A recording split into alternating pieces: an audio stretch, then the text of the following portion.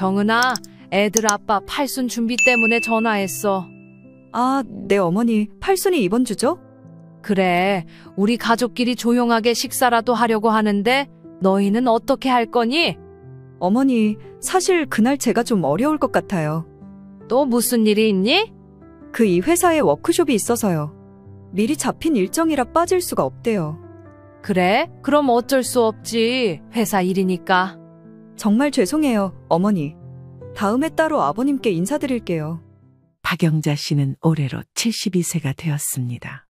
영자 씨는 평생에 걸쳐 아들들을 훌륭하게 키웠을 뿐 아니라 며느리들도 친딸처럼 아껴왔습니다.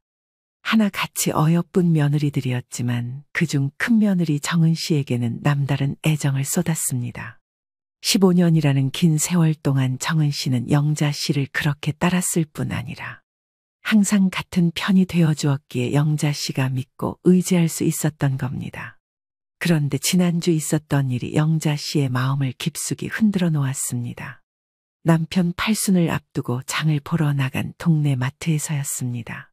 마트 과일 코너를 지나다가 영자 씨는 자신의 눈을 의심했습니다. 저 앞에 서 있는 사람이 며느리 정은 씨가 분명했기 때문입니다. 큰 생일 케이크를 고르고 있는 정은 씨의 모습을 보며 영자 씨는 순간 기뻤습니다. 아, 우리 정은이가 시아버지 팔순 준비를 미리 하고 있구나. 그런데 정은 씨 옆으로 낯선 중년 부부가 다가가고 있었습니다. 그 사람들과 자연스럽게 대화를 나누는 정은 씨를 보며 영자 씨는 이상함을 느꼈습니다. 더 가까이 다가가 들어보니 정은 씨가 하는 말이 영자 씨를 더욱 당황하게 만들었습니다. 엄마 생일 케이크로 이 케이크 어때요? 큰 며느리의 말에 영자 씨는 순간 멍했습니다. 그때 정은 씨와 함께 온 중년 여성이 올케가 어머님 생신 준비를 도와주시니 얼마나 고마운지 몰라요. 라고 말했습니다. 영자 씨는 그제서야 상황을 이해했습니다. 저분들은 정은 씨의 친정 가족이었고 오늘은 정은 씨 어머니의 생신이었던 것입니다. 그런데 이상했습니다. 정은 씨는 분명히 어제 전화해서 이렇게 말했기 때문입니다. 어머니, 죄송해요.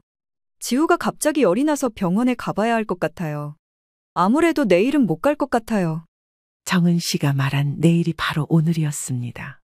정은 씨는 아이가 아프다며 참석하지 못한다고 했었습니다. 그런데 지금 큰 며느리는 멀쩡하게 친정 어머니 생신 준비를 하고 있었습니다. 영자 씨는 장바구니를 든 손이 떨리는 것을 느꼈습니다. 물론 친정엄마의 생신을 챙기려는 딸의 마음을 잘 알고 있습니다. 하지만 영자 씨 나름대로 억울한 부분이 있었습니다. 만약 말이라도 해줬으면 가지 말라고 말하지도 않았을 텐데. 거짓말을 하는 큰 며느리의 모습에 영자 씨는 15년 동안 쌓아온 믿음이 한순간에 흔들리는 기분이었습니다. 영자 씨는 설마 하는 마음에 정은 씨가 고른 물건들을 더 자세히 보았습니다. 대형 생일 케이크, 예쁜 꽃다발, 그리고 고급스러워 보이는 선물 상자가 카트에 담겨져 있었습니다. 누가 봐도 몇 날 며칠 고민한 흔적이 남아 있었습니다. 케이크를 고르고 포장하는 동안 계산대에서 정은 씨가 직원과 나누는 대화가 영자 씨 귀에 들렸습니다. 케이크에 촉 꽂아주세요. 75개요. 그러자 직원은 포장을 하며 말했습니다. 어머님 생신이시군요. 딸이 이렇게 정성스럽게 준비해 주시니 얼마나 기뻐하실까요? 그의 큰 며느리 정은 씨가 싱긋 웃으며 말했습니다. 네, 우리 어머니가 워낙 케이크를 좋아하세요. 매년 이렇게 준비해드리거든요. 영자 씨는 그 말에 더욱 충격을 받았습니다. 그동안 남편 생일 즈음이 되면 다른 일과 겹쳐 못 올 때가 종종 있었습니다. 영자 씨는 오늘에서야 정은 씨가 왜 불참을 했는지 이해해버렸습니다. 영자 씨는 정은 씨가 눈치채지 않도록 조심스럽게 그 자리를 벗어났습니다. 집으로 돌아오는 길, 머릿속에는 온통 정은 씨 생각뿐이었습니다. 그동안 정은 씨가 시댁 행사에 참석하지 못했던 이유들이 하나하나 떠올랐습니다. 과연 그것들이 모두 진짜 이유였을까? 뒤통수를 얻어 맞은 것과 같은 느낌의 한숨만 푹푹 내쉬었습니다. 그렇게 집에 들어온 영자 씨는 거실 소파에 몸을 뉘었습니다. 15년을 함께해온 며느리에 대해 이런 의심을 품는 자신이 초라하게 느껴졌습니다. 하지만 오늘 본 것은 분명한 현실이었습니다. 영자 씨는 이렇게 되자 처음 정은 씨를 만났던 그 시절이 생각났습니다. 영자 씨가 정은 씨를 처음 만난 건 15년 전이었습니다. 큰아들 준호가 회사 동료였던 정은 씨를 집에 데리고 왔을 때였습니다. 당시 25살이었던 정은 씨는 정말 예쁘고 밝은 아가씨였습니다. 큰아들이 결혼하고 싶다고 덥석 데리고 온 정은 씨는 어머니, 안녕하세요. 준호 씨가 어머니 이야기를 워낙 많이 해서 뵙고 싶었어요. 라고 말했습니다. 인사도 깍듯하게 하고 영자 씨가 내어준 차도 두 손으로 받으며 고맙다고 연신 말했습니다. 영자 씨는 처음에는 마음에 들지 않았지만 싹싹한 정은 씨의 모습에 점점 마음을 열게 되었습니다. 몇 번을 보고 나니 영자 씨가 먼저 큰아들에게 참 착하고 예의 바른 아가씨구나. 우리 준호가 좋은 사람 만났네 라고 말했을 정도였습니다. 심지어 큰며느리는 결혼 준비 과정에서도 시어머니 영자 씨를 감동시켰습니다. 혼수를 준비할 때도 영자 씨 의견을 먼저 물어봤고 예단을 받을 때도 과하다며 사양하는 모습을 보였습니다. 하는 행동이 예쁘면 뭐든 곱게 보인다고. 영자 씨는 얘야, 이 정도는 당연한 거야.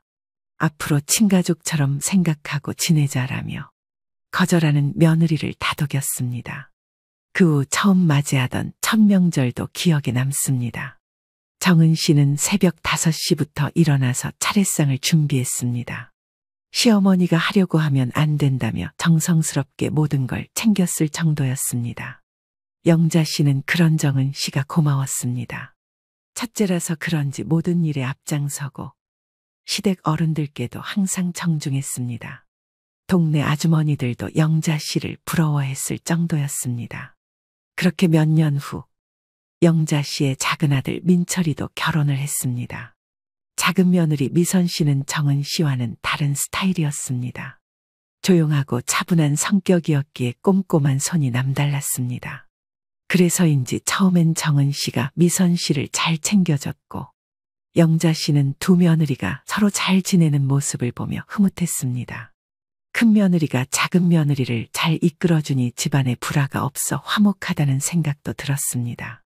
그만큼 영자 씨가 알고 있는 정은 씨는 정말 모범적인 며느리였습니다. 영자 씨가 감기라도 걸리면 바로 달려와서 죽을 끓여주고 시아버지가 좋아하는 반찬도 미리미리 만들어서 가져왔습니다. 그런 정은 씨였기에 영자 씨는 부러워하는 동네 사람들 앞에서 어깨가 으쓱했습니다. 교회에서도 경로당에서도 정은 씨 자랑이 빠지지 않았을 정도였습니다. 우리 큰며느리는 정말 효부예요. 제가 뭘 해달라고 하기도 전에 다 알아서 척척 해주거든요. 그런데 언제부터였을까? 아마 한 10년 전쯤부터였던 것 같습니다. 영자 씨는 정은 씨에게서 미묘한 변화가 느껴지기 시작했습니다. 예전만큼 자주 오지 않게 됐고 와서도 예전처럼 오래 머물지 않았습니다. 처음엔 아이가 커서 바빠진 거라고 생각했습니다. 학원 보내고 학교 행사 참석하고 아이 엄마로서 할 일이 많으니 이해했습니다. 정은이도 바쁜데 자주 오라고 하면 안 되지. 아이 키우느라 얼마나 힘들겠어. 하지만 뭔가 달라진 건 분명했습니다. 예전에 그 따뜻함이 조금씩 식어가는 것 같은 기분이 들었습니다. 그래도 영자 씨는 30년간 쌓인 정과 믿음 때문에 별다른 의심을 하지 않았습니다. 오늘까지는 말입니다. 영자 씨가 정은 씨의 변화를 알아차린 건 3년 전 추석 때였습니다.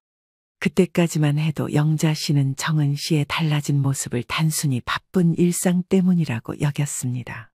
하지만 그의 추석 전날 밤에 걸려온 전화는 영자 씨를 당황하게 만들었습니다.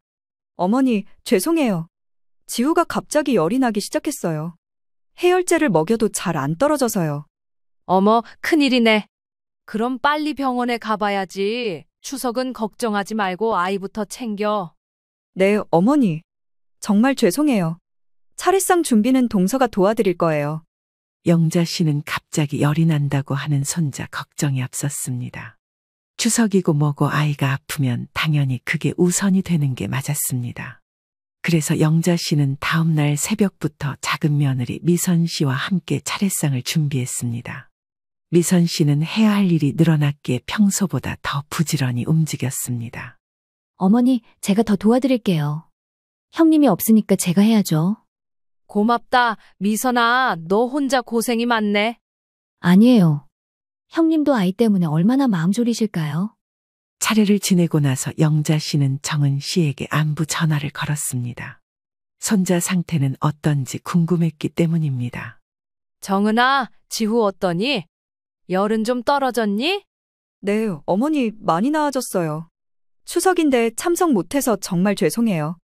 목소리가 조금 피곤해 보이긴 했지만 영자 씨는 아이를 돌보느라 그런 거라고 생각했습니다.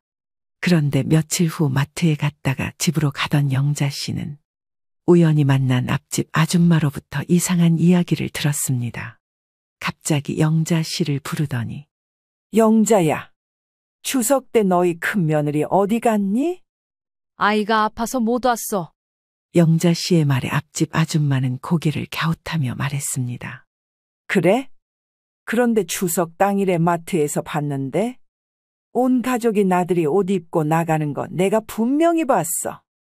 큰아들이랑 며느리랑 손주까지 같이 있던데 그래서 어디 가는구나 했지. 영자 씨는 집에 돌아와서 곰곰이 생각해 봤습니다. 그 아주머니가 거짓말할 이유는 없을 테고 그럼 봤다는 건 대체 뭐지? 영자 씨 머릿속에는 무수히 많은 물음표가 떠돌아다녔습니다. 하지만 곧 지우가 빨리 나와서 바람이라도 쐬러 나간 거겠지 하고 머릿속 물음표를 지워냈습니다. 그 후로도 비슷한 일들이 몇 번 더 있었습니다. 바로 영자 씨의 생일 때였습니다. 평소 같았으면 정은 씨가 일주일 전부터 준비했을 텐데 생일 이틀 전에 전화가 왔습니다. 어머니, 죄송해요. 준호 씨가 갑자기 출장이 잡혔어요. 회사에서 급하게 내려간 거라서요. 어머, 그래? 그럼 어쩔 수 없지. 정말 죄송해요. 다음에 따로 찾아뵈서 인사드릴게요. 하지만 그날도 미선 씨가 홀로 생신상을 준비했습니다. 영자 씨는 미선 씨가 고생하는 모습을 보며 미안한 마음이 들었습니다. 어머니, 괜찮아요. 형님도 어쩔 수 없는 상황이시잖아요. 그래도 미선아 혼자 다 하게 해서 미안하다. 아니에요. 제가 할 일이에요. 그런데 며칠 후 큰아들 준호가 혼자 집에 왔을 때 영자 씨는 의아한 생각이 들었습니다. 준호야, 출장은 어땠니? 힘들었지? 출장이요? 무슨 출장 말씀이세요? 아버지 생신 때 급하게 잡혔다던 출장 말이야. 그때 말씀이시군요. 네, 좀 힘들었어요. 영자 씨의 말에 뭔가 아차한 듯한 표정을 지은 큰아들은 어색한 표정으로 말했습니다. 잠시 머뭇거리는 것 같기도 하고 평소에 준호답지 않게 말이 없었기에 영자 씨는 더더욱 의심이 되었습니다. 하지만 영자 씨는 그냥 넘어갔습니다. 그래, 아들이 설마 그런 거짓말을 했겠어? 아들이 거짓말을 했을 리는 없을 거라고.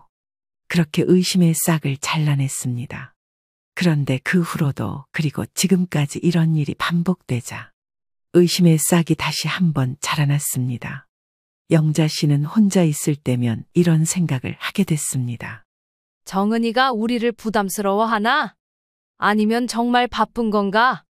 특히 이번에 마트에서 목격한 그 장면은 영자 씨의 마음속에 있던 모든 의문들을 한꺼번에 떠오르게 만들었습니다. 마트에서 돌아온 그날 밤, 영자 씨는 잠을 이룰 수 없었습니다. 정은 씨가 친정 어머니 생신을 준비하는 모습이 계속 머릿속에 맴돌았기 때문입니다.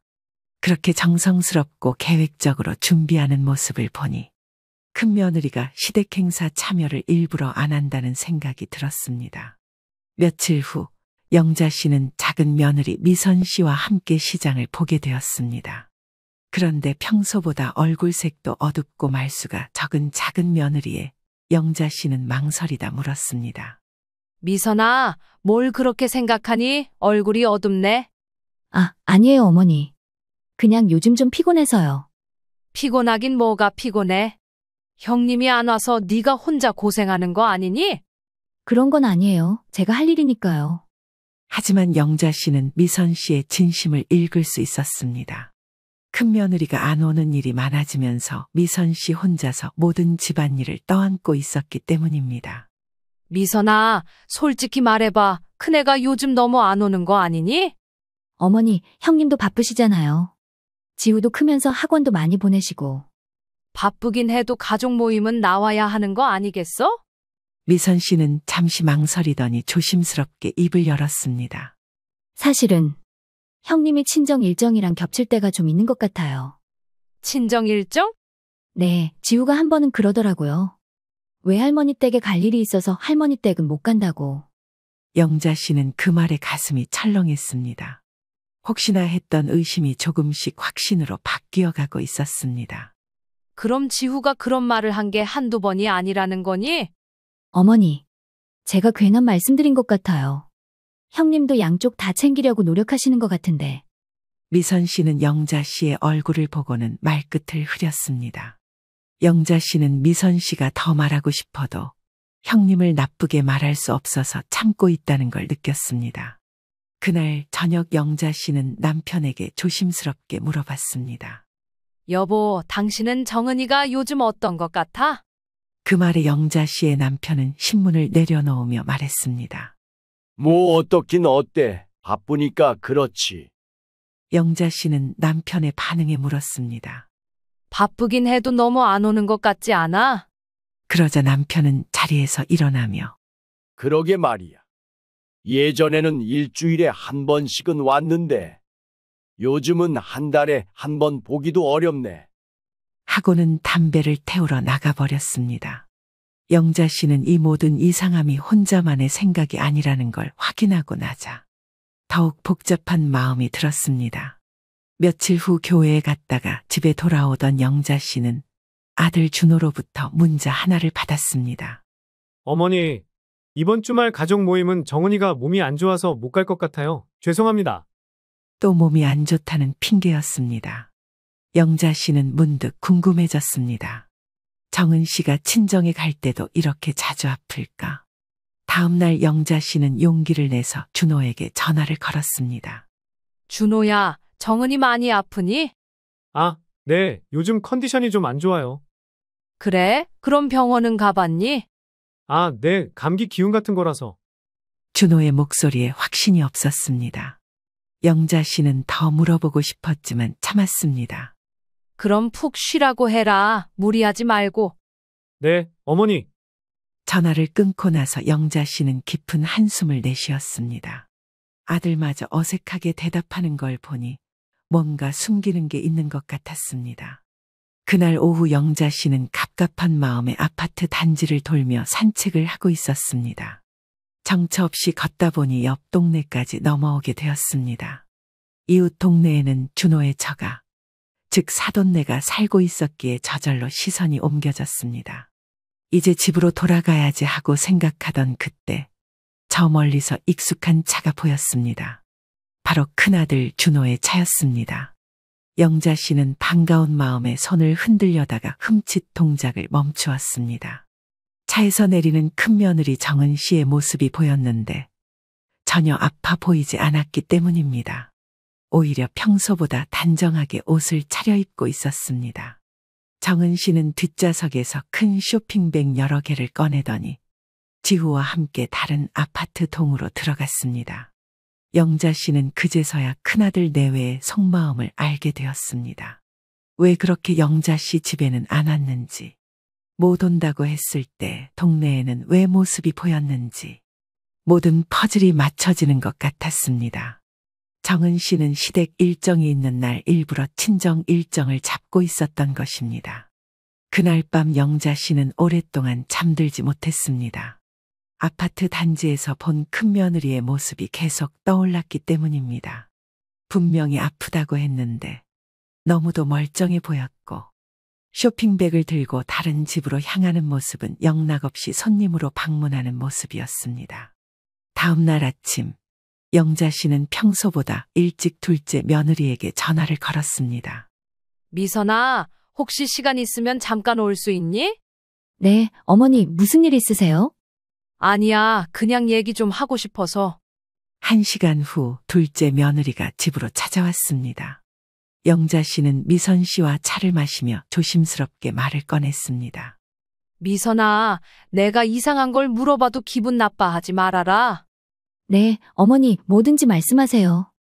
큰애 친정 쪽 행사는 어떻게 참석하는 것 같니? 미선 씨는 잠시 망설이더니 고개를 숙였습니다. 어머니, 사실 제가 말씀드리기가 좀 그랬는데요. 뭔데? 편하게 말해라. 형님이 친정 어머님 생신이나 제사 때는 정말 빠지시는 걸 본 적이 없어요. 영자 씨의 가슴이 쿵했습니다. 예상했던 말이었지만 직접 들으니 충격이 컸습니다. 그래, 얼마나 자주 가는데? 한 달에 2번은 꼭 가는 것 같아요. 친정 어머님 생신, 친정 아버님 기일. 그리고 명절에는 저희보다 먼저 가요. 먼저 간다고? 네, 저희는 오전에 먼저 갔다가 오후에 친정에 가는데 형님은 그 반대예요. 영자 씨는 말문이 막혔습니다. 30년 동안 정은 씨가 시댁을 우선시한다고 생각했는데 사실은 정반대였던 것입니다. 어머니, 제가 괜한 말씀드린 건 아니죠? 형님도 나름대로 균형을 맞추려고 하는 것 같은데. 아니야, 미선아. 네가 말해줘서 고마워. 난 정말 몰랐구나. 그때 영자 씨의 휴대폰이 울렸습니다. 바로 손자 지후에게서 온 전화였습니다. 어머, 우리 지후. 갑자기 할머니한테 전화를 다 하네? 할머니, 어제 외할머니한테 놀러 갔다 왔는데 할머니도 보고 싶어요. 영자 씨는 순간 말이 막혔습니다. 어제가 바로 정은 씨가 몸이 아프다며 가족 모임에 참석하지 못한다고 한 날이었으니 말입니다. 그래? 지후가 이 할미도 보고 싶어서 그래? 네, 할머니 너무 보고 싶어요. 지후야, 엄마 아빠가 바빠서 2군데를 못 왔나 보다. 다음에 놀러 오렴. 네, 다음에는 갈 수 있으면 좋겠어요. 전화를 끊고 나서 영자 씨는 미선 씨를 바라봤습니다.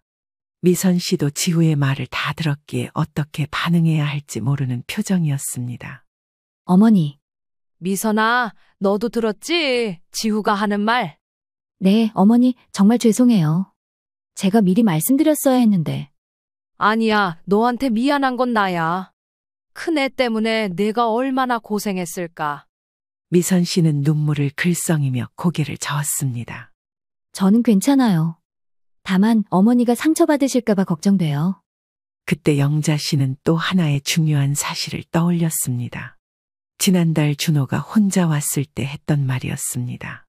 미선아, 지난달에 준호가 혼자 왔을 때 이상한 말을 했어. 정은이가 친정에서는 정말 효녀라고 하더라고. 아, 그 말씀이요? 너도 들었니? 네, 아주버님께서 그때 이런 말도 하셨어요. 형님이 없으면 안 된다고 하신다고요. 그래? 영자 씨는 점점 더 확실해졌습니다.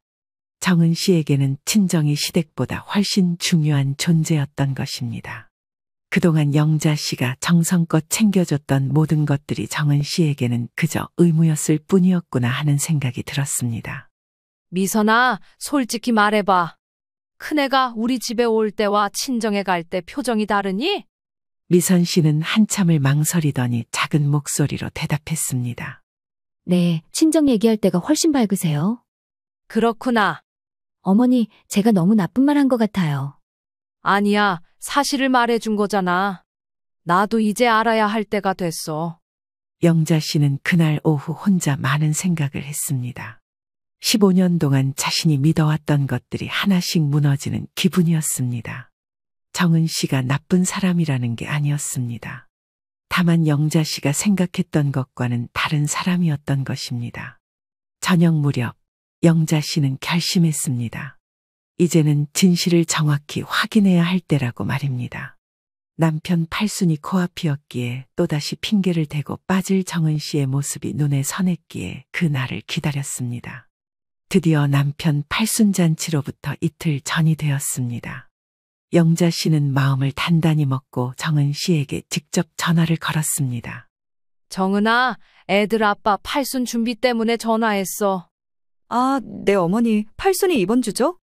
그래, 우리 가족끼리 조용하게 식사라도 하려고 하는데 너희는 어떻게 할 거니? 정은 씨는 잠시 침묵하더니 예상했던 대로 대답했습니다. 어머니, 사실 그날 제가 좀 어려울 것 같아요. 또 무슨 일이 있니? 그 이 회사에 워크숍이 있어서요. 미리 잡힌 일정이라 빠질 수가 없대요. 영자 씨는 속으로 씁쓸하게 웃었습니다.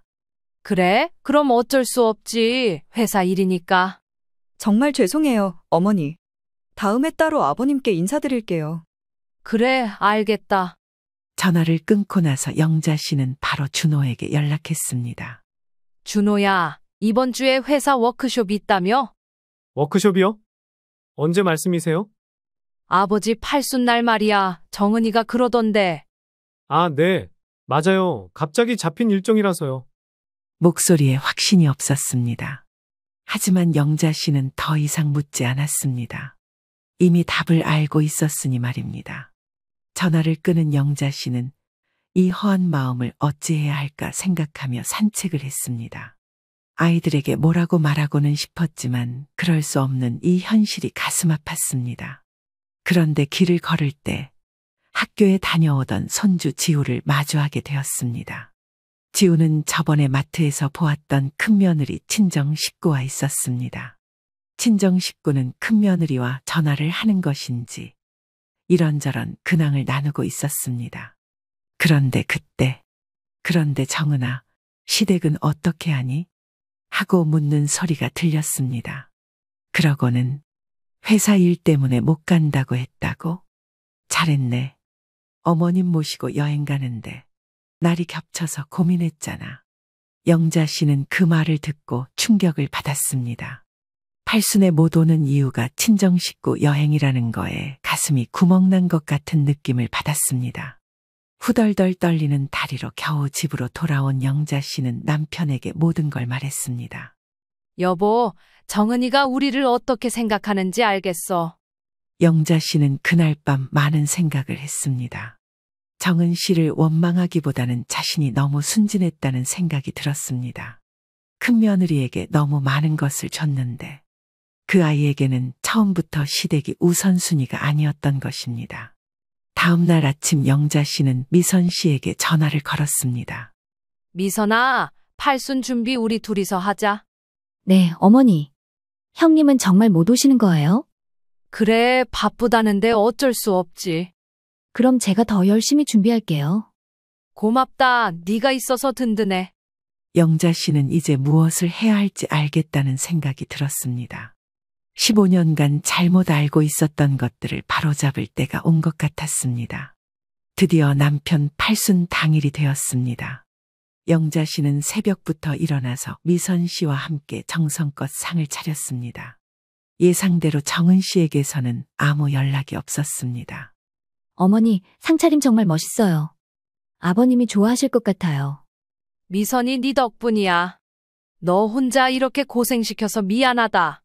무슨 말씀이세요? 제가 당연히 해야 할 일인걸요? 시간은 무르르듯이 흘러 점심시간이 다가왔습니다. 영자 씨는 마음을 편하게 먹으려고 노력했습니다. 정은 씨가 없어도 가족끼리 화목하게 팔순을 축하할 수 있다고 생각했기 때문입니다. 그런데 오후 1시쯤 갑자기 현관 벨이 울렸습니다. 미선 씨가 문을 열어보니 큰아들 내외와 지우가 서 있었습니다. 어머니, 안녕하세요. 갑자기 일정이 바뀌어서 올 수 있게 됐어요. 어머, 정은아, 워크숍은 어떻게 됐니? 회사에서 급하게 취소됐대요. 그래서 바로 달려왔어요. 정은 씨는 큰 꽃다발을 들고 있었습니다. 하지만 영자 씨는 이제 정은 씨의 진심을 알고 있었기에 그 꽃다발이 진짜 정성으로 준비한 건지 의심스러웠습니다. 아버지, 생신 축하드려요. 한바탕 반가운 인사를 나눈 후 점심 식사가 시작되었습니다. 겉으로는 화목한 가족 모임 같았지만 영자 씨는 마음이 편하지 않았습니다. 그런데 밥을 먹는 도중 손주 지우가 갑자기 말했습니다. 할아버지, 오늘 멀리 놀러 간다고 했는데 못 간다고 해서 왔어요. 순간 식탁이 조용해졌습니다. 영자 씨는 가슴이 뛰었고 정은 씨는 당황한 표정을 지었습니다. 지우야, 밥 먹을 때는 조용히 해. 왜요? 놀러 간다고 했는데. 할아버지, 우리라도 여행 가면 안 돼요? 그때 준호가 급하게 지우를 말렸습니다. 지우야, 엄마 말씀 들어.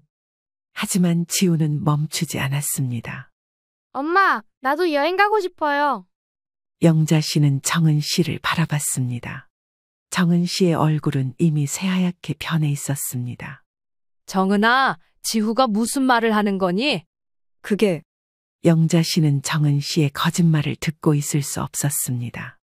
며칠 전 길에서 우연히 들은 전화 내용을 잊을 수 없었습니다. 정은아, 솔직히 말해보렴. 네?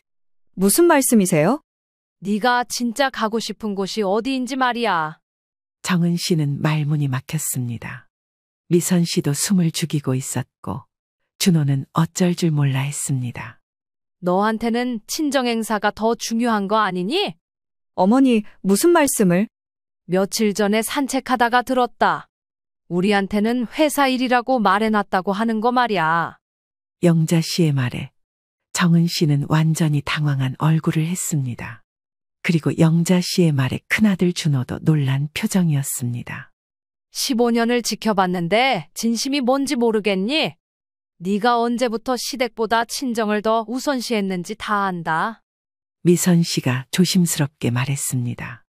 어머니, 오늘은 아버님 팔순이니까. 맞아, 미선아, 오늘은 너희 아버지 팔순이야. 그런데 정은이 마음은 여기 없잖아. 영자 씨는 정은 씨를 똑바로 바라보며 말했습니다. 정은아, 네가 가고 싶은 곳에 가거라. 억지로 여기 있을 필요 없어.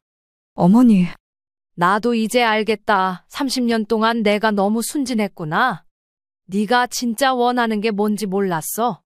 준호가 끼어들었습니다. 엄마, 오늘은 좋은 날인데 이런 얘기는 그만하자. 준호야, 너도 알고 있었지? 네 와이프가 어떤 마음인지. 준호는 대답하지 못했습니다. 영자 씨는 조용히 자리에서 일어났습니다. 정은아, 고마웠다. 30년 동안 억지로 며느리 노릇해줘서. 이제는 네가 편한 대로 살아라. 정은 씨는 눈물을 글썽이며 고개를 숙였습니다. 손주 지우는 상황을 이해하지 못한 채 어른들을 바라보고 있었습니다. 영자 씨는 미선 씨의 어깨에 손을 올리며 말했습니다. 미선아, 고생 많았다. 네가 진짜 며느리구나. 그날의 팔순은 그렇게 끝이 났습니다. 점심 식사가 끝난 후 큰아들 가족은 30분도 채 지나지 않아 서둘러 자리를 떴습니다. 팔순이 끝나고 일주일이 지났습니다. 영자 씨는 예상했던 것보다 마음이 훨씬 편했습니다. 30년 동안 쌓였던 답답함이 한순간에 풀린 기분이었기 때문입니다. 그런데 그날 오후 큰아들 준호로부터 연락이 왔습니다. 엄마, 지난번 일로 정은이가 많이 반성하고 있어요. 그래? 뭘 반성한다는 거니? 어머니한테 죄송하다고 하면서 앞으로는 더 잘하겠다고 해요. 준호야, 이제 와서 더 잘하겠다는 건 무슨 뜻이니? 15년을 그렇게 살아온 사람이 갑자기 바뀔 것 같니? 준호 씨는 영자 씨의 말에 입을 꼭 다물었습니다. 영자 씨는 아들의 반응에 한숨을 푹 내쉰 후 차분하게 말을 이었습니다. 아들아, 엄마가 화내는 게 아니야. 사람은 다 자기 마음이 가는 대로 사는 거야. 정은이도 친정이 더 소중하면 그렇게 사는 거지. 다만 이제부터는 솔직하게 지내자는 거야. 엄마, 억지로 시댁 며느리 노릇하느라 정은이도 힘들었을 거야. 이제는 서로 편하게 지내면 돼. 그 후로 정은 씨에게서는 연락이 뜸했습니다. 예전 같았으면 영자 씨가 먼저 안부를 물었겠지만 이제는 그러지 않았습니다. 대신 미선 씨와 더 자주 만나게 되었습니다. 어머니, 오늘 삼계탕 끓였는데 드실래요? 이걸 언제 그런 걸 다 준비했니? 고맙다. 요즘 많이 힘드셨잖아요. 너 같은 며느리가 있어서 내가 얼마나 든든한지 몰라. 영자 씨는 미선 씨와 함께 있으면 마음이 편했습니다. 억지로 맞춰주려 하지 않아도 되고 눈치 보지 않아도 되었습니다. 한 달 후 영자 씨는 중요한 결정을 했습니다. 예전부터 계획했던 통장 정리를 시작한 것입니다. 원래는 지금 할 생각이 없었지만 큰 애와의 관계가 정리가 되면서 일찌감치 움직이기로 한 겁니다. 미선아, 이것 좀 보거라. 이게 뭐예요? 네 이름으로 된 통장이야. 내가 조금씩 모아둔 거야. 어머니, 이건 너무 큰 돈인데요. 저는 받을 수 없어요. 받아라. 너가 그동안 얼마나 고생했는데. 어머니, 정말 감사하지만 미선아, 내가 고마워서만 주는 게 아니야. 너가 진짜 내 딸 같아서 주는 거야. 앞으로도 우리 가족 잘 부탁한다. 미선 씨는 눈물을 글썽이며 고개를 끄덕였습니다. 2달 후 추석이 다가왔습니다. 영자 씨는 올해 추석을 어떻게 보낼지 미선 씨와 상의했습니다. 미선아, 올해는 우리끼리 조용하게 차례 지내자. 네, 어머니, 그런데 아주버님네는 어떻게 하죠? 준호는 정은이 따라 친정에 먼저 갔다가 저녁에나 올 거야. 늘 그래왔잖아. 그럼 제가 더 정성껏 준비할게요. 추석 당일 예상대로 준호에게서 연락이 왔습니다. 엄마, 저희는 오후에 갈게요. 오전에는 처가 쪽에 먼저 가야 해서요. 그래, 알겠다. 편한 시간에 와라. 영자 씨는 더 이상 서운하지 않았습니다. 그저 평소와 같이 작은 며느리 미선 씨와 함께 정성스럽게 차례상을 차렸습니다. 둘이서 하니까 오히려 더 마음이 편했습니다. 어머니, 상차림 정말 예쁘게 됐어요. 미선이 너 덕분이지. 너가 없었으면 어떻게 했을까? 저야말로 어머니가 계셔서 든든한거려. 오후 늦게 큰아들 내외가 왔습니다. 어색하게 들어오는 정은 씨의 모습은 예전보다 조심스러워 보였습니다. 어머니, 안녕하세요. 그래, 왔구나. 친정은 잘 다녀왔니? 네, 감사합니다. 예전처럼 긴 대화는 없었습니다. 서로 필요한 말만 하고 적당한 거리를 유지했습니다. 그것이 오히려 더 편했습니다. 그때 손주 지우가 영자 씨에게 다가왔습니다. 할머니, 저 다음에 할머니 댁에서 하루 자면 안 돼요? 그럼 언제든지 와라. 할머니가 맛있는 거 많이 해줄게. 네, 할머니가 해주시는 밥이 제일 맛있어요. 영자 씨는 손자를 보며 웃었습니다. 그날 밤 준호네 가족이 돌아간 후 영자 씨는 미선 씨와 차를 마시며 이야기했습니다. 미선아, 나는 이제 마음이 편해졌어. 어머니가 편하시니까 저도 좋아요. 15년 동안 내가 너무 무리했구나. 모든 사람이 모두 한결같을 수 없는데 말이야. 어머니는 잘못하신 게 없어요. 그냥 너무 좋으신 분이셨을 뿐이에요. 이제 알겠다. 진짜 가족은 억지로 만드는 게 아니라 마음으로 이어지는 거구나. 그 후로 영자 씨의 마음가짐은 확연히 달라졌습니다. 영자 씨는 이제 진짜 평화를 찾았습니다. 15년 동안 억지로 붙잡으려 했던 것들을 놓아주니까 오히려 더 소중한 것들이 보였기 때문입니다. 그리고 깨달았습니다. 가족이란 같은 성씨를 쓰는 사람들이 아니라 서로의 마음을 진심으로 아껴주는 사람들이라는 것을 말입니다. 지금 저희 보고 설거지하라는 말씀이세요? 응, 내가 새벽부터 전 부치고 갈비찜하고 탕 끓이고 힘이 다 빠졌거든. 엄마, 윤지가 하면 안 될까요? 혜인이 피곤하대. 왜? 나도 피곤해. 나도 엄마랑 같이 했잖아. 제가 좀 아파서요. 애 보느라 요즘 잠도 잘 못 잤어요. 그래? 나도 새벽 4시에 일어나 전 부쳤는데? 안녕하세요. 올해로 67살 윤정자입니다. 젊은 며느리한테 설거지 좀 같이 하자고 했다가 어처구니 없는 일 된통 당하고 결국 이렇게 되었네요. 오늘 이야기 끝까지 들어주시고 시청자 여러분들의 의견을 아래 댓글에 부탁드립니다. 결혼하고부터 지금까지 명절이면 저는 늘 부엌에 있었어요. 남들 쉴 때 저는 늘 부엌 일했죠. 그런데도 괜찮았습니다. 가족들이 모이고 웃고 떠드는 소리를 들으며 설거지하는 게 나름 행복했거든요. 그런데 이번 명절엔 달랐어요. 설거지 좀 같이 하자. 저는 딱 한마디만 했을 뿐인데 그 말이 그렇게 큰 잘못이었을까요? 명절 전날부터 저는 정신이 없었어요. 장을 보고 전 부치고 탕 끓이고 갈비찜까지 했습니다. 새벽까지 좋기 12가지 반찬을 해뒀죠. 딸 윤지가 도와줘서 그나마 덜 힘들었지. 혼자 했으면 진작 병났을 겁니다. 아침에 잠에서 깼을 땐 허리가 아파서 바로 못 일어났어요. 그래도 주방으로 향했죠. 아직 갈비를 데워야 하고 잡채 볶아야 하고 미역국도 끓여야 했거든요. 여보, 그만 좀 해. 너무 무리하지 마. 남편 69살 이재만도 걱정스러운 눈빛이었지만 그는 늘 그렇듯 말만 할 뿐 도와주진 않았어요. 그래도 억울하진 않았습니다. 남자들은 원래 그렇다고 생각하며 살아왔거든요. 낮 12시쯤 아들 부부가 도착했어요. 차에서 내리는 며느리 30세 김혜인의 손엔 짐이 하나도 없었죠. 오히려 아들 현우가 김밥 한 통과 기저귀 가방을 들고 있었어요. 그 모습을 보고 처음부터 예감이 안 좋았어요. 엄마, 왔어. 냄새 좋다. 또 뭐 이렇게 많이 하셨어요? 니네 오니까 더 하게 되지. 며느리는 인사도 건성으로 하고 곧바로 거실 소파에 앉았습니다. 거기까지도 참았어요. 애 보느라 피곤했겠지 싶었거든요. 그런데 식사가 끝나고 나서였습니다. 딸 윤지랑 남편, 아들까지 일어나 부엌으로 가는데 며느리는 가만히 앉아 휴대폰을 만지작거렸어요. 엄마, 설거지 제가 할게요. 됐어. 윤지야, 니도 쉬어. 같이 하자. 어차피 다 같이 먹었잖아. 그래, 나랑 윤지가 할게. 혜인아, 애는 잘 자고 있지? 그 말을 듣고도 며느리 혜인은 움직이지 않았습니다. 소파에 등을 기대더니 말했죠. 응, 좀 자고 있어. 난 애 좀 볼게.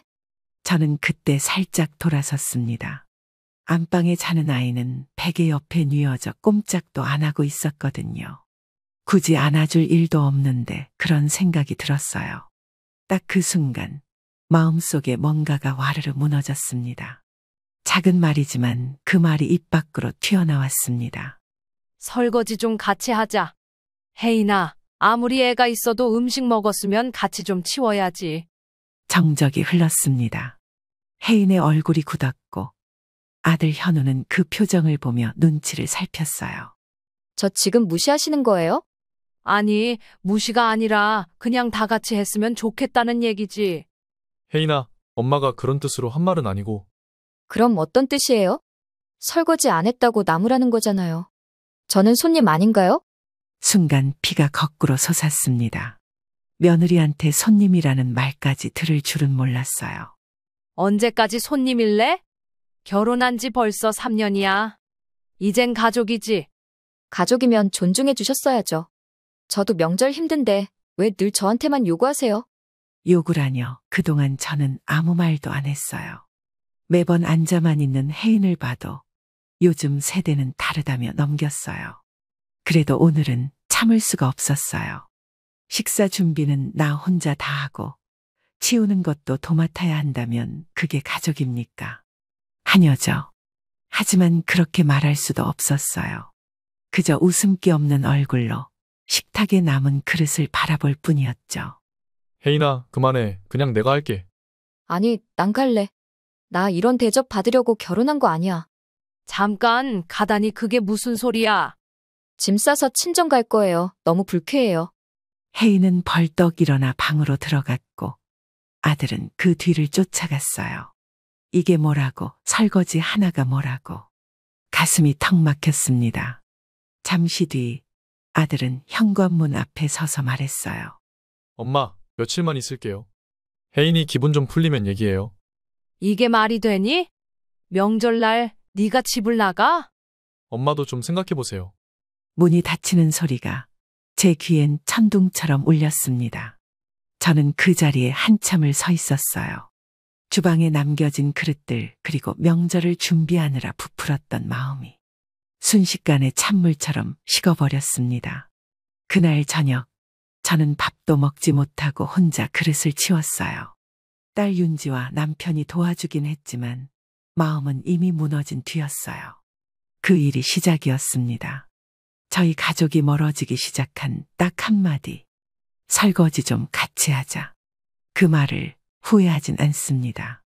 하지만 그 뒤에 벌어질 일들은 정말 상상도 못했습니다.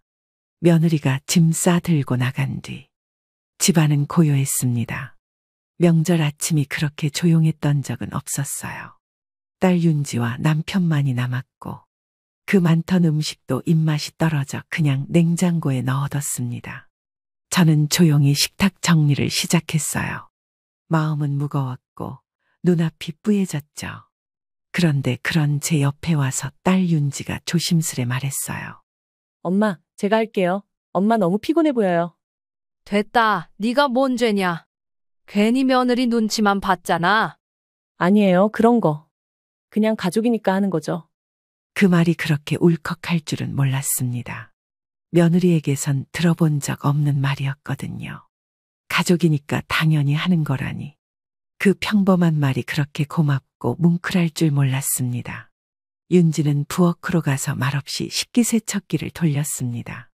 행주도 삶고 음식도 정리하고 남은 나물은 밀폐용기에 따로 나눠 담더라고요. 그 모습을 보고 있으니 어쩌다 자식들이 이렇게 다를 수 있을까 싶은 생각이 들었습니다. 딸은 명절이 오기 한참 전부터 전화했어요. 필요한 거 없냐? 언제 갈까? 뭐 도와줄까? 물어보지도 않았는데 음료랑 과일까지 사오더니 거실을 정리해주고 식탁보를 새 걸로 갈아놨습니다. 명절 전날엔 늦게까지 같이 전을 부쳤어요. 저보다 솜씨가 좋아서 깻잎전은 딸이 도맡아서 했고요. 기름 냄새 때문에 머리가 아프다면서도 묵묵히 앉아 있었어요. 윤지야, 넌 시댁 가면 어때? 어머님은 잘해주시니? 네, 저는 괜찮아요. 음식은 어머님이 주로 하시고 저는 설거지랑 정리만 좀 해요. 이서방이랑 같이. 그래? 요즘 며느리들은 설거지도 안 한다더니. 에이, 누가 그래요? 말도 안 돼. 그건 사람이 안 된 거죠. 그 말을 듣는데 머리가 띵했어요. 며느리 혜인의 얼굴이 자꾸 떠올랐어요. 그토록 당당하게 손님 취급해 달라던 모습이 말이에요. 그때 며느리가 말했던 게 생각났습니다. 전 손님이에요. 시댁에서 저한테 뭘 요구하지 마세요. 그 말을 들었을 땐 너무 당황해서 아무 말도 못했어요. 그런데 지금 생각하니 그건 가족이 아니라는 거잖아요. 명절에 와서 밥을 먹고 애를 맡기고 반찬을 싸가면서 설거지조차 강요라고 느끼는 사람하고는 정말 같이 살 수 없겠다 싶었습니다. 한쪽에선 딸이 조용히 남은 잡채를 나누고 있었어요. 반찬통도 자기 집것 챙겨와서 따로 담더라고요. 엄마, 이건 내가 가져갈게. 시댁에 좀 나눠드리려고. 아니, 네 시댁에 주는 건데 내가 한 거라고 하긴 민망하지 않니? 엄마가 했어도 내가 갖다 주는 거니까 괜찮아. 어머님도 아실 거야. 다들 그렇게 살지 않아요? 그 말을 듣는데 갑자기 서러움이 복받쳤습니다. 딸이 시댁에 뭘 가져가는 걸 이렇게 당연하게 여기는데 며느리는 제 반찬에 젓갈 냄새 난다고 투덜댔어요. 예전에 며느리가 했던 말이 아직도 잊혀지질 않아요. 김치에서 젓갈 냄새가 너무 심했어요. 저희 남편은 그런 거 싫어하거든요. 그런 말을 듣고도 저는 참았어요. 애 입맛이니까 그러면서 또 김장 땐 더 많이 싸줬죠. 그런데 설거지 한번 같이 하자는 말에 그냥 나가버린 게 말이 됩니까? 남편도 아무 말 없이 안방에 앉아 있었어요. 딸과 저 둘이 주방을 오가며 정리를 마칠 때까지 그는 말없이 TV만 보더군요. 밤이 돼서야 조용히 제 옆에 앉더니 말했어요. 당신 말 잘했어. 그렇게라도 얘기했어야 해. 그럼 뭐해? 아들까지 따라 나가더라. 현우도 잘못했어. 근데 혜인이는 너무 심했지. 내가 뭘 그렇게 잘못했을까? 남편은 아무 말이 없었어요. 그 침묵이 더 서글펐어요. 아침에 준비했던 잡채가 아직 상위에 있었어요. 딸과 둘이 겨우 한 접시 비웠을 뿐 혜인과 현우는 한 젓가락도 먹지 않았죠. 그날 밤 저는 잠이 오지 않았어요. 딸아이 자는 방에 살짝 들어가 보니 아이 옆에 누워 휴대폰을 보고 있더군요. 그 모습을 보고 너무 고마웠습니다. 말없이 조용히 자기 몫을 하는 딸이 그날은 너무도 든든했어요. 한때는 아들만 바라봤던 시절도 있었어요. 아들 키운 보람이 있다며 아들 손에 물 한 방울 안 묻힌 날도 있었고요.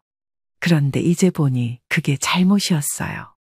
가족이라는 이름으로 다 퍼주기만 했더니 그건 당연한 줄만 아는 사람이 되어 있더군요. 다음 날 아침 윤지가 저한테 말했어요. 엄마, 나 김장 때 또 올게. 엄마 혼자 하지 마요. 그래, 와줘라. 고맙다, 윤지야. 그 말 한마디에 또 울컥했어요. 딸은 말없이 와주고 며느리는 말없이 떠나네요. 이게 요즘 세대 차이인 건지 사람 차이인 건지 모르겠습니다. 몸은 피곤했지만 마음이 더 무거웠어요. 이제는 며느리 없는 명절이 이상하지도 않았습니다. 그런데 어제 그 대화가 자꾸 귀에 맴돌았어요.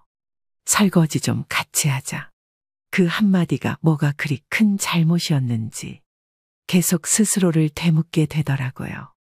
방에서 나와 집 밖 마당 쪽으로 나가려는데 집 밖 대문 근처에서 대화 소리가 들렸습니다. 저도 모르게 멈춰 섰어요.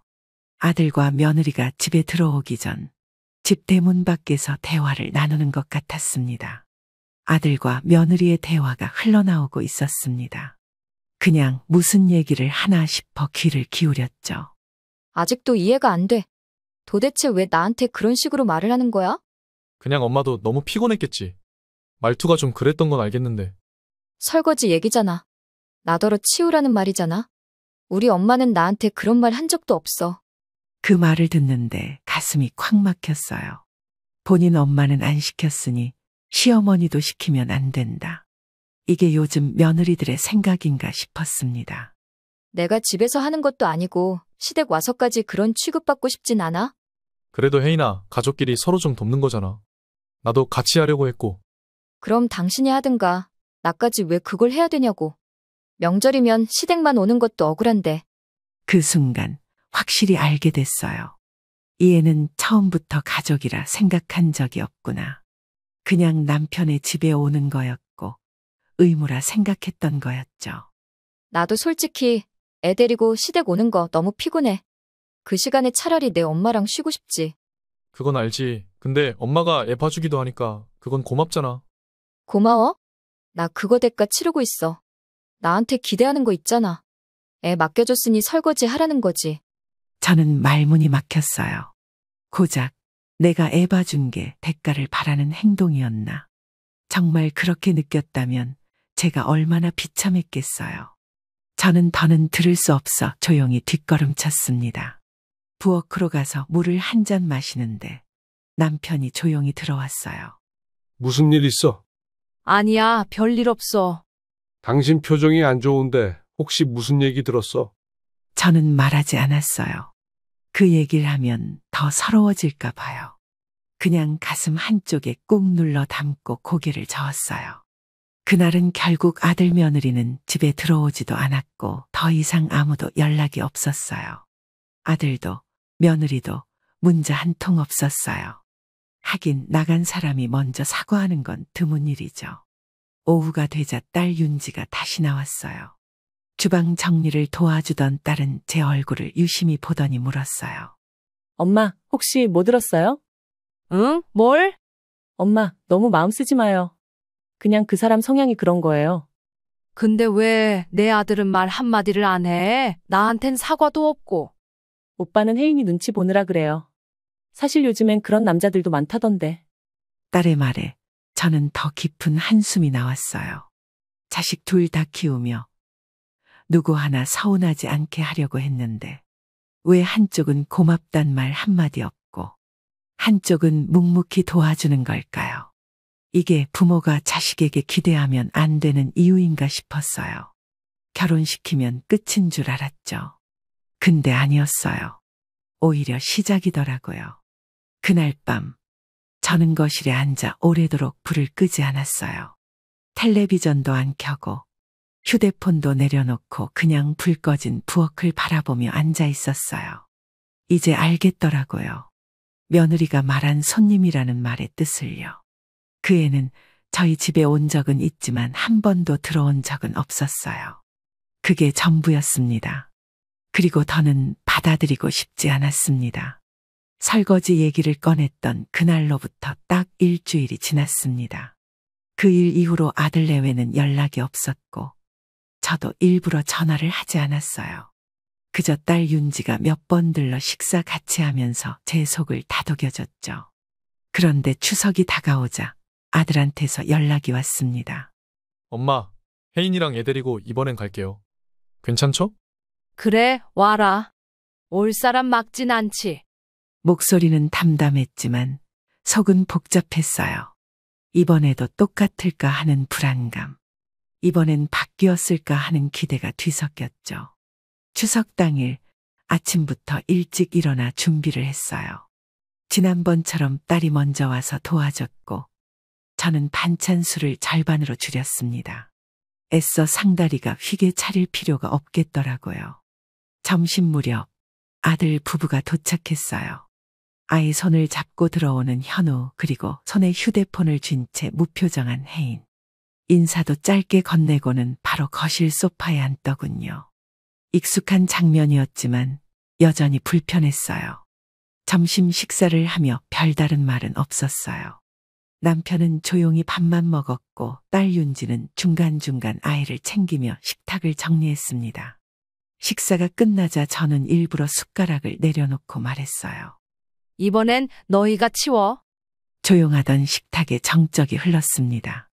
현우는 젓가락을 내려놓고 고개를 들었고 혜인은 숟가락을 놓고 저를 쳐다봤습니다. 지금 저희 보고 설거지하라는 말씀이세요? 응, 내가 새벽부터 전 부치고 갈비찜하고 탕 끓이고 힘이 다 빠졌거든. 엄마, 윤지가 하면 안 될까요? 혜인이 피곤하대. 왜? 나도 피곤해. 나도 엄마랑 같이 했잖아. 윤지가 한마디 보태자 현우는 말문이 막힌 표정이었어요. 혜인은 시선을 피하더니 말했습니다. 제가 좀 아파서요. 애 보느라 요즘 잠도 잘 못 잤어요. 그래? 나도 새벽 4시에 일어나 전 부쳤는데? 혜인은 아무 말도 하지 않았어요. 그렇게 말끝을 흐리고는 소파 쪽으로 걸어가 아이 옆에 앉았습니다. 그 모습을 본 남편이 천천히 일어나더니 딸과 함께 부엌으로 향했어요. 하지만 저는 일어나지 않았습니다. 이번만큼은 가만히 있으려고 마음먹었어요. 다 같이 먹은 음식인데 왜 늘 저만 일어서야 했을까요? 현우는 멈칫하다가 혜인을 불렀습니다. 혜인아, 우리 하자. 같이 치우자. 지금 설거지를? 응, 그냥 같이 해버리자. 빨리 끝내고 쉬자. 혜인은 마지못해 일어나 부엌으로 들어갔고 수세미를 집어든 표정이 썩 좋진 않았습니다. 그런데 그보다 더 속상했던 건 아들이 혜인 눈치를 보며 조심조심 말하는 그 모습이었어요. 정작 어머니인 제 앞에서는 아무 변명도 변호도 하지 않으면서요. 부엌에 서서 둘이 조용히 설거지를 하기 시작했지만 표정은 딱 봐도 불편했어요. 속으로는 왜 내가 이걸 해야 해? 라고 말하고 있는 게 느껴졌거든요. 그때 저는 정말 깨달았어요. 제가 뭘 잘못했는지를요. 사실 아무 잘못도 안 했더라고요. 그동안 혼자 애써왔고 말없이 다 감당했기 때문에 이들이 이기적으로 잘한 거였어요. 어쩌면 제가 너무 많은 걸 해줘버린 게 진짜 실수였던 것 같아요. 그날 밤 설거지를 끝낸 아들과 며느리는 인사도 없이 조용히 방으로 들어갔습니다. 남편은 거실에서 조용히 말했어요. 당신 오늘 잘했어. 이게 잘한 거야? 아들 표정 봤어? 얼마나 못마땅해 했는지. 그래도 해야 할 말이었어. 계속 저렇게 살 수는 없잖아. 남편의 말이 그날따라 위로처럼 들렸어요. 늦은 밤 딸 윤지가 거실로 나왔어요. 따뜻한 물 한 컵을 손에 들고 말했습니다. 엄마, 오늘 속 시원했죠? 후련하긴 한데 마음은 또 그렇다. 그럴 거예요. 근데 엄마 잘한 거 맞아요. 너무 참기만 하면 병돼요. 그날 밤 저는 아주 오랜만에 혼자 침대에 누워 눈을 감았습니다. 제가 뭘 그렇게 잘못했나 싶었는데 이제는 더 이상 그런 생각이 들지 않았어요. 딱 한 번 너희가 치워라는 말 한마디 했을 뿐인데 세상이 뒤집힐 줄은 몰랐지만 그 말 한마디로 저는 제 마음을 지킬 수 있었습니다. 다음 날 아침 부엌에 앉아 따뜻한 차를 마시고 있는데 며느리가 문도 닫지 않고 거실로 나왔습니다. 얼굴은 잔뜩 굳어 있었고 눈은 부은 듯 했어요. 그 눈빛만 봐도 알겠더라고요. 오늘도 평탄하지 않겠구나 싶었습니다. 조용히 거실에 앉아 신문을 넘기던 남편도 혜인의 눈빛을 보고는 머쓱하게 신문을 내려놨어요. 그녀는 소파에 털썩 앉더니 들고 있던 휴대폰을 내던지듯 테이블 위에 내려놓았습니다. 저 오늘 애 데리고 갈게요. 친정으로요. 그 말에 집안 공기가 순간 얼어붙었어요. 갑자기 무슨 말이니? 갑자기가 아니죠. 어제 그렇게까지 말하실 줄은 몰랐어요. 설거지 하자고 한 게 그렇게 큰 잘못이었니? 저 그런 대접 받으려고 결혼한 거 아니에요. 저는 멍하니 며느리를 바라봤습니다. 대접이란 단어가 너무 낯설게 느껴졌어요. 지금껏 제가 이 애를 대접하지 않았던가요? 시댁에 오면 손님 대접 받아야죠. 근데 왜 항상 저는 이래야 하죠? 그 말을 듣자 옆에서 듣고 있던 딸 윤지가 참지 못하고 끼어들었어요. 아니, 옳게. 제가 봤을 땐 어머니 혼자 일하는 것 같은데요? 어제도 제가 같이 도왔고. 그건 언니 성격이 그런 거고 저는 다르게 살고 싶어요. 왜 제 선택을 비난받아야 하죠? 비난이 아니야. 다 같이 모여서 먹었으면 다 같이 조금은 움직이는 게 상식이잖니. 시댁에 오면 여자만 일하는 게 상식이었죠. 그래서 다들 결혼을 싫어하는 거잖아요. 그 말에 저도 더는 참을 수 없었어요. 그래서 너는 집안일은 싫고 애 맡기는 건 좋고 반찬 싸가는 건 괜찮고 그건 당연한 거냐? 지금 저 몰아가시는 거예요? 진짜 실망이에요. 아예 안 올게요. 다음부터는.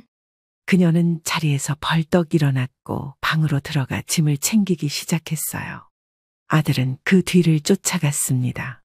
저는 소파에 앉은 채 아무 말도 하지 않았어요. 그저 심장이 쿵쿵거리는 소리만 들릴 뿐이었죠. 한참 후 아들은 가방 2개를 들고 나왔고 혜인은 아이를 안은 채 현관 앞에 섰습니다. 엄마, 며칠만 친정에 있을게요. 혜인이 좀 진정되면 다시 얘기하죠. 그래, 가라. 오든 말든 이제 상관없다. 그 말을 내뱉고 나서야 속이 조금 시원해졌어요.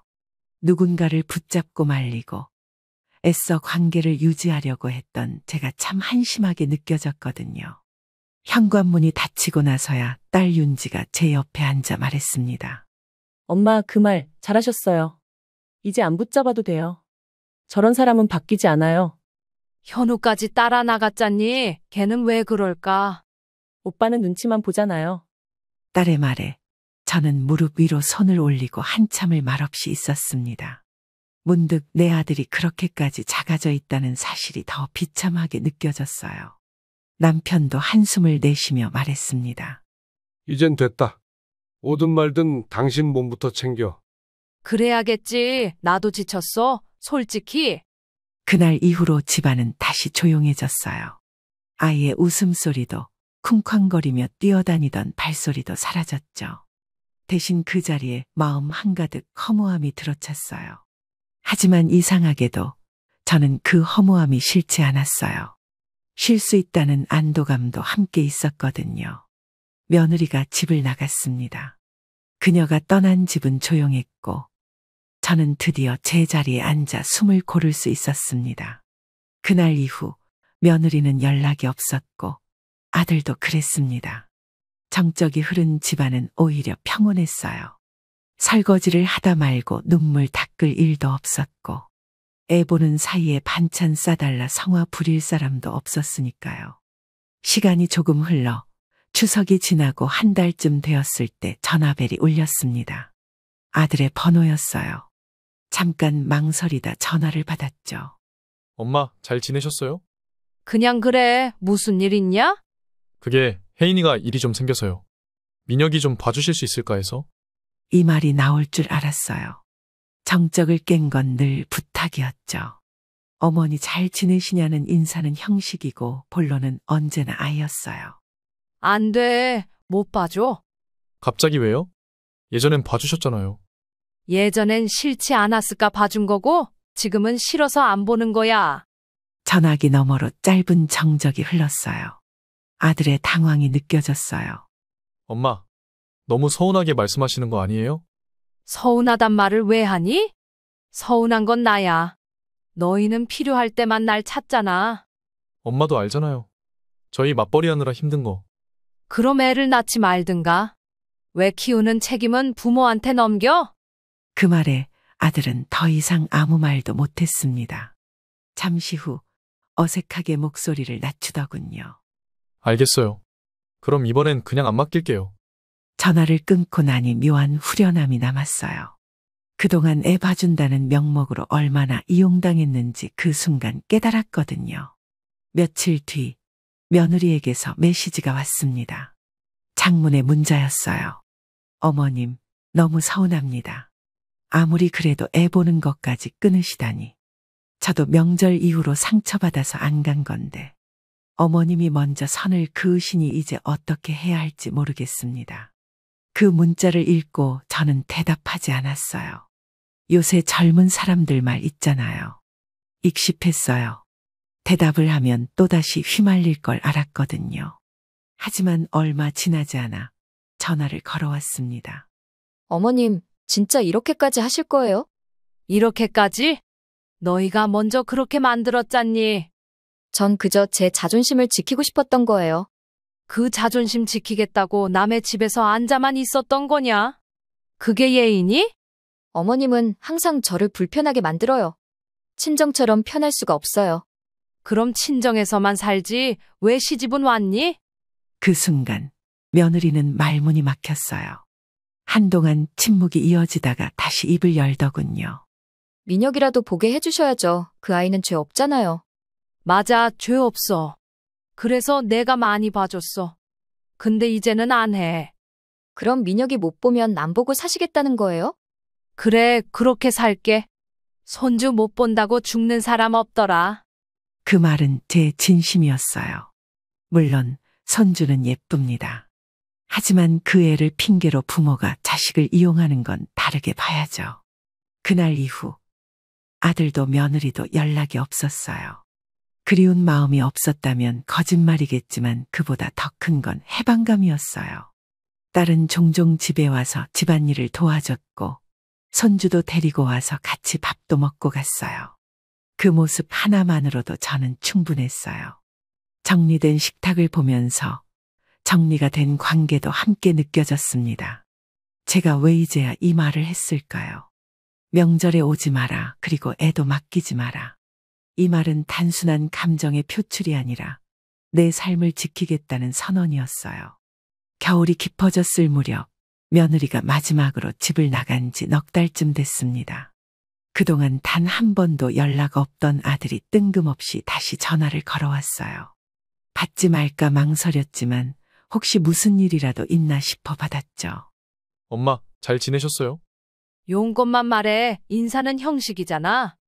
제 말투가 매서웠는지 아들이 잠시 머뭇거렸습니다. 그게 민혁이 유치원 끝나고 저녁에 잠깐만 봐주실 수 있나 해서요. 역시나였습니다. 변한 건 없었어요. 역시 본론은 요청이었죠. 싫다. 지난번에도 말했지? 이제 안 본다고. 그게 혜인이가 이번에 샵을 하나 차리게 됐거든요. 그런데 애 때문에 일이 어려워서. 샵? 무슨 샵? 미용샵이요. 작은 네일 겸 뷰티샵인데 동네에 자리가 나서요. 그 말에 갑자기 웃음이 나올 뻔했어요. 몇 달간 연 끊고 지내던 사람들이 돌연 전화를 해서 하는 말이 고작 도와달라라니요. 그럼 샵은 너희가 하고 애는 내가 키우란 거니? 그런 뜻은 아니에요. 그냥 잠깐만이라도. 아니, 그게 그 뜻이야. 네 아내가 샵 열면 내 일은 더 늘어난다는 거잖아. 근데 엄마가 예전엔 그래도 애도 잘 봐주시고 반찬도. 그땐 내가 마음이 있었으니까 했지. 지금은 없어. 마음도 정도 정리 다 끝났어. 그 순간 아들의 목소리가 낮아졌습니다. 마치 미리 짜놓은 각본처럼 다음 말이 튀어나왔죠. 그럼 샵 준비하는데 조금만 도와주실 수는 없을까요? 이해가 안 됐어요. 몇 달 전 집 나가면서 제게 뭐라 했는지 기억도 안 나는 걸까요? 뭘 도와줘? 돈? 혜인이가 시작부터 대출 받는 건 무섭다 그러고 엄마가 조금만 도와주시면 나중에 꼭 갚을게요. 너 민혁이 대학 갈 때도 나한테 학비 달라고 하겠더라. 제 입에서 나온 말에 아들이 잠시 정적에 빠졌습니다. 하지만 그 침묵은 짧았고 다음은 며느리의 전화였어요. 그녀는 아주 덤덤한 목소리로 시작했습니다. 어머님, 민혁이 문제는 아니에요. 이번엔 제가 좀 부탁드리려고요. 부탁? 무슨? 샵이에요. 제가 이번에 가게를 열게 됐는데요. 어머니도 아시잖아요. 제 손기술 그거 하나 믿고 사는 거. 그래서? 처음엔 진짜 작게 시작하려고 했어요. 근데 자리가 너무 괜찮은 데가 나서 인테리어도 들어가야 하고 초기 비용이 좀 나가게 생겼어요. 저는 더 들을 것도 없었습니다. 그걸 왜 나한테 말하니? 도와주실 수 있을까 해서요. 민혁이 봐달라는 것도 아니고 제가 뭔가 해보려고 하니까. 네가 뭔가 해보려는 건 알겠는데 왜 그 시작을 나한테서 해? 그 말에 혜인의 말투가 조금 뾰로통해졌습니다. 제가 손주도 안 보게 해드린 거 죄송하게 생각했어요. 근데 어머니도 좀 너무하시잖아요. 한번 틀어졌다고 이렇게까지. 그 순간 제 속이 뒤집히는 느낌이 들었어요. 저도 잘하려고 했는데 그때 너무 상처받았잖아요. 설거지 하나로 그렇게 몰아가시고. 몰아간 건 너야. 네가 설거지 안 하겠다고 짐 싸서 친정으로 간 거 기억 안 나? 저도 억울했어요. 명절마다 집에 와서 일하는 거 지긋지긋했거든요. 저는 한숨이 절로 나왔습니다. 됐고 너희 인생 너희가 살아. 나는 이제 너희한테 줄 것도 없고 줄 마음도 없어. 민혁이 외할머니가 도와주시는데 너무 비교돼요. 그럼 거기서만 받아. 왜 굳이 싫다는데 또 전화해? 며느리는 말이 없었고 이내 씁쓸한 목소리로 말했습니다. 민혁이 얼굴 정말 안 보고 사실 거예요? 너희가 손주를 무기 삼아서 협박하면 난 더더욱 보기 싫어져. 그 아이를 위해서라도 그러지 마. 전화를 끊고 나서 손이 떨릴 정도로 분노가 올라왔습니다. 하지만 이상하게 눈물은 나오지 않았어요. 오히려 속이 시원했어요. 그날 밤 남편에게 말했어요. 애들 또 연락 왔어. 이번엔 샵 한다고 돈 달래. 또 연락이? 어디까지 받아먹으려고 그래, 걔네들. 이젠 나도 모르겠어. 애가 아니야. 아들 만나 싶다. 당신 진짜 잘했어. 이번엔 물러서지 마. 남편의 말에 저도 고개를 끄덕였어요. 지금 물러서면 아들 부부는 평생 제게 기댈 겁니다. 그건 도와주는 게 아니라 무너지는 거였어요. 저도 이젠 제 삶을 지키고 싶어졌어요. 그날 이후 아들 부부는 또 연락이 끊겼습니다. 하지만 저는 다시 연락이 와도 똑같이 말할 준비가 되어 있었어요. 네 인생은 네가 살아. 나는 이제 내 인생 좀 살려고. 해마다 명절이 오면 어떤 땐 설레고 어떤 땐 부담스러웠지만 올해만큼은 담담했습니다. 아들네는 결국 다시 연락이 없었고 저도 먼저 연락할 마음이 없었어요. 이미 제 안에선 그 아이들과의 인연은 필요할 때만 오는 인연으로 정리가 끝났거든요. 그 대신 명절 하루 전날 딸 윤지에게서 전화가 왔습니다. 엄마, 이번 설엔 저희 셋 다 갈게요. 이서방도 같이요. 그래, 올래? 힘들지 않겠니? 힘들긴요. 가고 싶어서 가는 거예요. 그 한마디가 그렇게 고맙고 따뜻할 수가 없었어요. 명절 당일 아침, 새벽부터 전 부치는 소리가 부엌을 채웠습니다. 하지만 올해는 다르더군요. 제가 혼자가 아니었어요. 윤지가 먼저 와서 식탁을 닦고 사위가 다진 마늘을 무침 볼에 담고 있더라고요. 그 모습을 보는데 눈물이 핑 돌았습니다. 그건 고마움이 아니라 너무 낯설어서요. 엄마, 올해 갈비찜 제가 도전해 볼까요? 그래, 해봐. 젓가락질 안 되는 늙은 사위한테 시험대 한번 줘봐야지. 아니, 내가 무슨 죄야? 괜히 걸렸네. 남편의 농담에 딸과 사위가 함께 웃었고 그 웃음소리가 얼마나 따뜻하던지요. 식탁이 차려지고 손주 녀석이 세배를 하겠다며 절을 했어요. 딸이 낳은 손주인데 그 아이가 할머니 하며 안기는 순간 저는 비로소 웃을 수 있었어요. 누구도 시키지 않았지만 밥 먹고 나서 딸이 설거지통 앞에 먼저 섰고 사위는 싱크대 옆에 서서 물도 데워줬습니다. 엄마는 앉아 계세요. 이번 설엔 저희가 할게요. 그 말에 울컥했지만 이번엔 웃으며 고개를 끄덕일 수 있었어요. 아들네는 오지 않았습니다. 연락조차 없었어요. 그런데도 식탁은 차고 넘쳤고 웃음소리는 끝없이 울려 퍼졌습니다. 그 순간 깨달았어요. 가족이란 함께 있으려는 마음을 가진 사람이지 피가 다가 아니라는 걸요. 남편이 조용히 제 옆에 와 앉았습니다. 올해 30 좀 따뜻하네, 그치? 응, 난 지금이 훨씬 좋다. 우리 이제 그렇게만 살자. 편한 사람만 보면서. 그래, 나 이제 눈치 안 볼래. 눈치 보느라 산 세월이 너무 길었어. 그날 밤 설거지가 끝난 후 딸은 제 옆에 앉아 과일을 깎아줬어요. 엄마, 오빠네는 진짜 연락 한 번도 없었어요? 없었어. 이젠 좀 괘씸하기도 하고 서운하지도 않다. 그래도 엄마, 너무 냉정하게 굴지 말아요. 엄마가 마음 닫으면 오빠도 더 못 올지도 몰라요. 그 말을 듣고 저는 고개를 끄덕였지만 속으론 또 다른 생각이 들었어요. 마음은 열어두는 게 아니라 보여줘야 열린다는 걸 그 애들은 아직도 모르는 거겠죠. 밤이 깊어가고 딸과 사위, 손주는 안방에서 자고 있었어요. 남편은 TV를 보며 깜빡 졸고 있었고요. 저는 홀로 거실 창문 너머를 바라보았습니다. 문득 지난 몇 년이 떠올랐어요.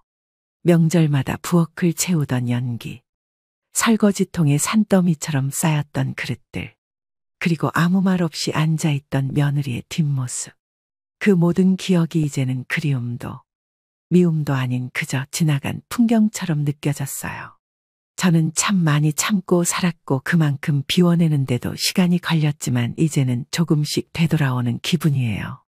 내 자리를, 내 마음을, 내 명절을. 그리고 그런 제게 가장 먼저 손을 내민 건 피부치면서도 마음 붙일 수 있는 딸이었습니다. 그날도 평범한 하루였어요. 장 보러 시장에 다녀와서 오랜만에 김치전을 부쳤죠. 딸이 준 강된장에 청양고추를 썰어 넣고 된장찌개를 끓이고 있는데 휴대폰 벨이 울렸습니다. 화면에 뜬 이름을 보자 숨이 턱 막히는 기분이었어요. 이현우. 잠시 망설이다 전화를 받았습니다. 엄마, 잘 지내셨어요? 그래, 용건 말해라. 이젠 돌아가는 말 없이 곧장 본론으로 들어가야 제 마음도 덜 상했거든요. 혜인이가 연락드리라고 했어요. 민혁이 유치원 쪽 문제가 좀 있어서요. 또 민혁이냐? 너희한테 민혁이란 핑계가 참 많구나. 제 말에 아들은 당황한 듯 한숨을 쉬었습니다. 아니, 이번엔 정말 부탁이에요. 혜인이가 새로 일 시작하려는데 민혁이 하원 시간 맞출 데가 없어요. 그럼 둘이서 알아봐야지. 왜 또 나한테 맡기려고 해? 엄마가 해줄 수 있잖아요. 됐어, 안 받아. 그리고 저는 전화를 끊었습니다. 더는 그 어떤 이유도 핑계도 듣고 싶지 않았어요. 몇 분 뒤 며느리에게서 문자가 왔습니다. 짧지만 뻔한 내용이었어요. 어머님, 너무하신 거 아니에요. 저도 진심으로 부탁드린 건데요. 그 문장을 읽고는 가만히 휴대폰을 내려놨습니다. 그러곤 다시 전화를 걸었습니다. 이번엔 제가 하고 싶은 말을 하려고요. 네가 말하는 진심이 뭔데? 필요할 때 연락하는 게 진심이냐? 저도 오랜만에 큰맘 먹고 전화한 건데 이렇게까지 하실 줄 몰랐어요. 큰맘 먹을 필요 없어. 앞으로는 안 해도 되니까. 잠시 정적이 흐른 뒤 며느리가 말했습니다. 민혁이까지 안 본다고 하시니까 저희도 상처예요. 나는 네 시어머니지 하녀가 아니다. 내 역할은 여기까지야. 그 말을 하며 저는 떨지 않았어요. 차분했고 단호했습니다. 그렇게까지 단절하실 거면 저희는 어떻게 해야 하죠? 각자 잘 살면 돼. 그게 다야. 전화기 너머로 아무 말도 들리지 않았습니다. 그 침묵 속에서 저는 마음 한가운데 서늘한 평화를 느꼈어요. 그날 저녁 딸 윤지가 집에 왔습니다. 손주 손을 잡고 들어온 딸은 제 얼굴을 보자마자 눈치를 챘는지 묻더군요. 엄마, 연락 왔어요? 응, 또 민혁이 핑계로 이번엔 유치원이라네. 엄마, 괜찮아요? 괜찮아. 오히려 속이 시원해. 딸은 말없이 제 손을 잡아주었고 그 손끝에서 따뜻함이 전해졌습니다. 남편도 조용히 와서 앉았어요. 이번엔 끊었지? 끊었어. 그리고 말했어. 난 시어머니지 하녀 아니라고. 잘했어. 당신 진짜 많이 참았어. 맞아요. 저는 참 많이 참고 살았어요. 하지만 이제는 아니에요. 이제는 나를 지키며 살 거예요. 며느리에게서 더는 연락이 오지 않았습니다. 아들도 조용했고 명절도 조용히 지나갔어요. 하지만 이상하게도 그 조용함이 고요하고 평온한 기도 같았어요. 딸은 여전히 찾아오고 손주는 저를 할미 부르며 안기고 남편은 가끔 제 등을 두드려줍니다. 내가 서운한 걸까? 아니면 이제 괜찮아진 걸까? 그건 그냥 자유로워진 거지. 맞아요. 자유로워졌어요. 이젠 누구의 눈치도 보지 않고 누구의 부탁에 억지로 웃지도 않아요. 늦게 배운 자유는 더 단단했습니다. 앞으로도 아들네가 다시 연락해 올 수 있어요. 하지만 저는 두렵지 않아요. 제 속엔 더는 그 아이들을 향한 기대가 없거든요. 그리고 기대가 없으면 상처도 없어요. 이제 저는 남은 인생을 저답게 조용히 평화롭게 살아가려 합니다. 그리고 이렇게 말할 겁니다. 나는 시어머니지 하녀가 아니야. 그리고 내 인생의 주인은 이제 나야. 여러분은 지금 어떤 인생을 살고 계세요? 시청자 여러분, 오늘 이야기 어떠셨나요? 여러분들의 생각과 경험을 아래 댓글에 공유해 주세요.